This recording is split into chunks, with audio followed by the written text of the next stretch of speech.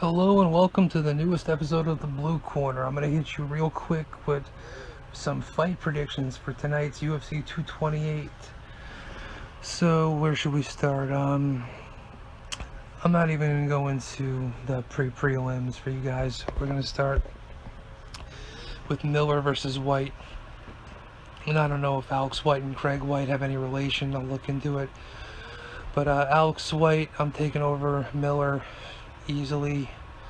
Miller's lost something like 4 of his last 6, if not more. I mean, it's been against some pretty tough competition, and White has a bunch of potential. I would probably say White gets it done by submission or a TKO in the mid rounds. Secondly, Craig White versus Diego Sanchez is the next fight. I love Diego Sanchez. How can you not love the nightmare, the dream, Diego? A fucking crazy bastard who's still doing the damn thing after being the one of the co-winners of one of the initial Ultimate Fighters. He was either the first or the second. Can't recall which, but I love Diego, and maybe he comes on strong in the third round and gets something done, or maybe it's too little too late, but I gotta go Craig White over Diego. Diego hasn't been the same for a couple of years now. He's got a recent victory by decision over someone of some notoriety. The name escapes me at the moment, but I gotta go wholeheartedly with Craig White over Diego. I'm not sure how it'll happen. Probably TKO, if not a decision.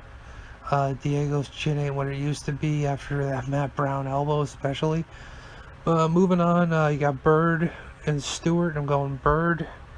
He's got a better record. He's more well-rounded. Stewart's long in the tooth. He's in his 30s. Bird is in his 20s. Stewart may have a height advantage, but it's minuscule. It's 2 inches, 1.5. So yeah, Bird over Stewart, probably by a TKO, KO. But bear in mind that this is the craziest sport in the world, as you may know, and anything can happen. So next up, I got Neal beating Comancho. It's really hard to pick a guy against a guy named Comancho. You expect him to go in there and just unleash hell. But I feel like Neal has the tools to dispatch Comancho. Comancho is obviously going to have a strength advantage. He's a very stocky fighter for their weight class. But I feel like Neal's got the tools to get it done. Next up, more interesting right away, we got Jimmy Rivera fighting John Dodson. Now, Dodson at one point was the guy who could beat anybody but Mighty Mouse. But I don't know, I feel like the sun is setting on his career ever so slowly. He may have a couple wins left in him. He may be able to pull something out. But Rivera, the striker, versus Dodson, the avoider. And I mean, I know Dodson has other tools, but his best weapon is his avoidance. I mean, look at him and Mighty Mouse on their first fight. How it was like watching The Matrix with Demetrius and Dodson ducking and dodging each other's punches. It was hella impressive, and still DJ was able to outperform him. But that has a little bearing on this. This is strictly, like I said, a striker who's coming off a tough fought loss. I mean, everyone was talking about how Jimmy Rivera was the dark horse, the solid number 3 guy in the division. This has got to be a bantamweight, I would think, since that's where Rivera fights, and Dodson moved up to it because he's done with flyweight. But I got to go Rivera in this one. He's got the striking that could make the difference. I feel like if he cuts off the cage, he pushes Dodson against the fence, and lets his hands go, he could put Dodson away and probably do it as early as the second, if not the first. But that being said, Dodson's pretty damn tough. I mean, the guy's always smiling, and in a combat sport, that's a hard thing to accomplish. I mean, he was smiling after he lost both title fights. But I'm going Rivera here. Not quite sure how he gets it done. I think it would either be a TKO, KO, or a decision, but the decision would only be if he kept hurting Dodson but couldn't put him away. I could easily see Dodson going into survival mode and not being able to get knocked out. So, yeah, on the flip side, though, I mean, who knows? Dodson could come in there, put on a wrestling clinic, and just control Rivera for the entire fight. So, I mean, you could call this a toss-up, but me personally, I'm going Rivera. I think he's coming off of the Marlon Moreau's loss, I believe, and he's got something to prove. So, yeah, Rivera through and through. Next up, for my boy Muka Knowles. He gave me shit last time he fought AJ Sterling, Aljamain, that I didn't go for him. I went for Brett Johns, the Pikey, because his catch wrestling abilities is what I called it. He probably doesn't believe he's even training it. He thinks he's doing jiu-jitsu, but a calf slicer is catch wrestling, ladies and gentlemen. But I'm going Sterling in this fight over Cody Stamann. Sterling, he's longer, he's better, he's getting better every day. He's one of the last guys over at Garden City, Ray Longo, Long Island represent, to still be on the rise. I mean, I wouldn't be surprised if Sterling was in the title mix in the near future. I'm not saying champion, but at least a solid number 1, number 2. But yes, so Sterling over Cody. Then moving on, we got Suarez versus Carla Esparza. You know, Carla, she's the wrestling machine, the lay and pray machine, the ground and pound. I mean, it's ground and pound, but it's more Khabib ground and pound and less Tito ground and pound, if you know what I'm saying. So I'd have to go Suarez here, even though Suarez has been tapped a few times the past couple of years. She is a black belt, I believe, or at least a brown, and definitely has the ability with at least, I want to say, 8 submission wins in her career, if not more so. So it's definitely her strong suit. I mean, that's the way the game goes. Grappling, sometimes you get caught, sometimes you catch them. But yeah, so this is like, if I'd have to say my lock of the night here, it's not this. I'm gonna mention what it is in a second, but this is pretty. If the other fight wasn't on the card, featuring a certain Dagestani fighter, I would say this would be my lock, because I believe Suarez has all the tools to answer whatever Esparza throws at her. On the feet, I give her the slight edge in striking, because Esparza has grown, but in the same way Damian Maia did, where it's not overly impressive. So yeah, Suarez over Esparza, and that'll be interesting for the strawweight division to see what happens next. If Suarez will get a crack at Rose, who, by the way, I mean, if you've heard the news, that Rose people are saying that Rose is afraid to leave her house after the Conor McGregor bus incident in Brooklyn back at UFC 223. That's a whole barrel of monkeys there. I mean, anxiety's a motherfucker, man. It's way of the world. But hopefully Rose gets better soon. And honestly, she's such a fucking brute. She's such a beautiful, fucking monstrous killer that she may not be able to leave her house now, but fucking second a fight signed, she'll show up, she'll do the damn thing and get the win. I truly believe Rose is entering her peak, because she's been fighting for so long that a lot of people would think, like, but without knowing that, a lot of people would think, oh, well, I mean, she's got to be way far from her peak. She's only so-and-so years old. Nah, man, she's been doing this for long enough, especially being married to fucking Pat Berry, or whatever their relationship currently is. She's been around the sport so long that this is definitely the feeling of her entering her peak. I mean, you could say the first Joanna fight was a fluke, but the second one was not. She clearly beat Joanna. I love Joanna, but she clearly got beat 3-2. Yeah, but back to the matter at hand. Next fight is Price versus Abdul. I'm going Price over Abdul, but if they stand and bang, it could go either way.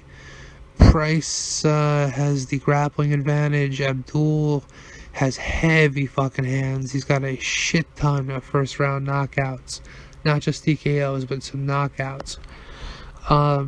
So if they stand and bang, Abdul has got the edge. Price has got decent hands too, so it could go either fucking way if it's a brawl. But if it's calculated, Price all day. Moving on to our co-main event, Carolina versus Jessica Andrade. I gotta go Carolina.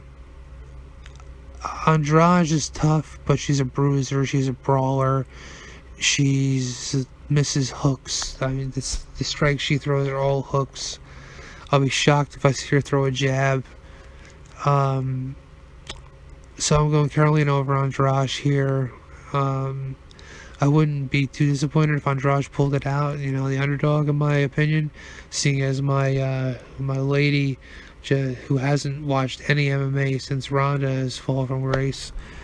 I mean, which I can't really relate to. I mean, I was a diehard Frank Shamrock fan, and even after he lost, I was still addicted to watching, and nothing could stop me. But moving on from there, Carolina gets it done, I would think, by decision. Volume striking gets it done, unless Jessica gets it to the ground. If Jessica can take her down at will 3 times, she could win the fight easily, just on points. But I believe Carolina has been drilling the wrestling, because it's Andrade's weapons are pure and simple. That's by the core of the pit bull. And she's got the takedown, some power takedowns on that. I mean, she's got some really great slams, but takedowns, power slams, and her hooks, her left and right hooks. So if they wrestle, Andrade is going to have the edge, and she could easily just win on points. But I believe Carolina is going to win it on the feet on points by decision. So Carolina over Andrade, 3-round decision, unanimous at that. I'm going to even say. Next up, we got Zabit versus who gives a shit. Zabit all day. This kid's a monster. If you didn't see or you don't remember his last bout against who was this little bruiser's name? This I think he was a Boston kid, tough as nails, had a reach disadvantage, had everything going against him. While Zabit was doing all this flashy shit, one of the greatest tosses you'll ever see in your life. I can't even remember what his name was, the kid he faced last, but biggest thing is Zabit's healthy. His hands are good. I mean, that fight, I think in the first round he broke one of his hands, and not before the fight. It might have even been both his hands after the fight, but he was still throwing crazy kicks, crazy wrestling. I mean, this guy is so well-rounded. There's no doubt in my mind that he will be the featherweight champion by 2020. This guy could be fighting top 10 guys in his next fight. And honestly, they should set up his next fight to be a top 10 guy, because the guy he's taking on, I didn't take his name down because that's how much I believe Zabit's gonna run through him, but I believe his record's 8-4 versus Zabit's fucking ridiculous, fucking something in the teens win-wise, and 1 defeat by armbar early in his career back in Russia. So yeah, Zabit all day. It's gonna be beautiful to see. And afterwards, they gotta throw him a top 10 guy and get the wheels going, so we can eventually see Ortega versus Zabit. That's the next best thing to Khabib versus Ortega, which hopefully one day we will see. Obviously, I'm a Conor fan. I don't want to see it happen, but if Khabib does get past Conor and does get past Ferguson, then at that point Ortega will be like 5 or 6 wins into his title run, because the kid's a monster. Maybe then we'll get the super fight that we almost got at UFC 223 when Ortega threw his hat in the ring as one of the people to replace Ferguson to fight Khabib. But anyhow, Ortega still has to beat Holloway to get that belt. He'll do so pretty easily, because I love Holloway, but it's at this point it really seems like it's just a matter of time before he hate to say it, but has like a stroke or something, or some serious onset CTE. I mean, the way he's been acting, like he looks like he's nodding out in an interview. He's clearly got some concussion issues. But either way, he's a beat all day. Moving on. The co-main event was canceled. Valentina Shevchenko versus Nico Montana. So Montana was stripped of the belt a couple hours later, and Shevchenko has already been promised to fight for the vacated belt. The only question is, who the fuck else is there to fight? Can you name anyone else in the women's flyweight division? I can't. So it might be an import. It might be somebody coming up from strawweight. It could be someone coming down from bantamweight. It could be someone coming over from Invicta again. That's probably the most likely course of action, since they have atomweight and everything. So they probably have a pretty prosperous flyweight division. So we could see a champ versus champ situation. Now the main event, Tyron Woodley versus Darren Till, welterweight title. Oh, I want Till to win this fight so badly, but everything... And I'm not a fan of Woodley's because he's a Cardinals fan. Go Cubs go. So fuck you, Woodley. And fuck your whole... one fight I'm going to show everything I got and knock somebody's lights out, Koscheck, Lawler, and the next fight I'm going to go out there and be tentative and second guess myself. Wonderboy 1, Wonderboy 2, Damian Maia, fucking hell, even back in Strikeforce, Mark Quartz. That was a war, but that was Woodley not fighting at his true capabilities. It seems like he has this attack of confidence that just leaves him after every vicious win. He'll go 3 fights of boredom. So we got those 3, so this could be that vicious fight, Till versus Woodley. Woodley's got the wrestling. Till's got the stand-up striking advantage in the overall scale of the kickboxing, but power, you gotta go with Woodley. Woodley's got that dynamic right hand. It's just, if he pulls the trigger on it, does he let his hands go? And if he wrestles, that could be all sorts of problems for Till. I know he lived in Brazil, but I'm not sure what his belt level is, jiu-jitsu wise. I know that I heard some rumors that he may have been a catch guy, seeing as he's out of England, one of the last places you can find catch wrestlers these days, like legit, like from the snake pit. Fucking rest in peace, Billy Robinson out there. But it's a tough fight to call. I mean, my heart says Till. I want to see Till get it done because Woodley's just been a totally unimpressive champion and has set the record and then broke the record in the next fight for the least amount of strikes thrown in a championship 25-minute 5-round fight. So I want Till to get it done, but it really feels like Woodley's due for a big performance, and I feel like he might just clack on to Till's jaw and just cold cock, flat out deaden the Brit. But I hope Till gets it done. But if I had to bet money, I'd go Woodley. Better tools, smarter fights, not to disparage Till, but Woodley has more fight IQ since he's been in there so long. I mean, shit, after the fight, Till was just like thrown in the stratosphere, fighting Wonderboy next, and people still don't know what to think about that fight. But yeah, it's gonna be an interesting night, that's for sure. So tune in. We'll have a recap up tomorrow. I might throw up another episode with some news of the week for you guys. And me and my boy Muka are working on a return for the Unknown Experts for UFC 229 Vegas, Khabib versus McGregor. Hopefully we get that done, because I know if anyone's listening, you can't wait to hear us fucking talk about how we know everything better than everyone there, which really is an arrogance, since, you know, most judges are fucking retarded. And no, they're not retarded. They're either on the take or they could give a shit. And even a lot of times now, even the likes of McCarthy, you'll see them make mistakes, referees even, but what can you do?